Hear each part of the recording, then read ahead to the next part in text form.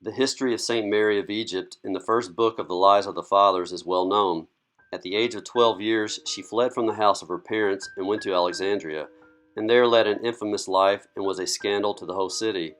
After living for 16 years in sin, she took it into her head to go to Jerusalem.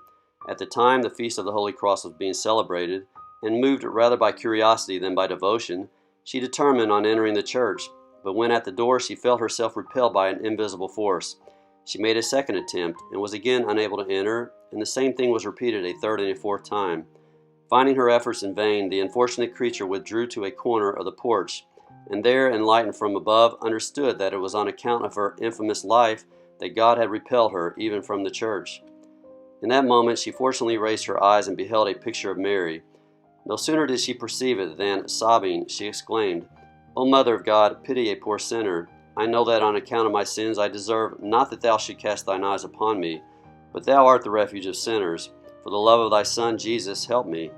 Permit me to enter the church, and I promise to change my life, and to go and do penance in whatever place thou pointest out to me." She immediately heard an internal voice, as it were that of the Blessed Virgin, replying, "Since thou hast recourse to me, and wishest to change thy life, go, enter the church, it is no longer closed against thee."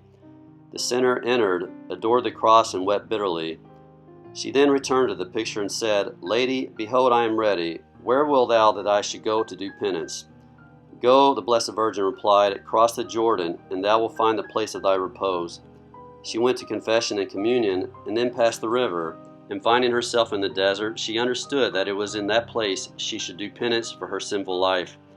During the first 17 years, the assaults of the devil, by which he endeavored to make the saint again fall into sin, were terrible. And what were her means of defense? She constantly recommended herself to Mary, and this most blessed Virgin obtained her the strength to resist during the whole of the above time, after which her combats ceased. After 57 years spent in the desert, and having attained the age of 87, she was by a disposition of Providence met by the abbot Zosimus. To him she related the history of her life, and entreated him to return the following year, and to bring her the Holy Communion. The saintly abbot did so, and gave her the bread of angels. She then requested that he would again return to see her. This also he did, but found her dead.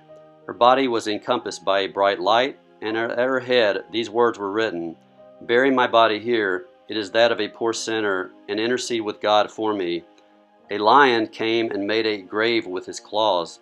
Saint Zosimus buried her, returned to his monastery, and related the wonders of God's mercy towards this happy sinner.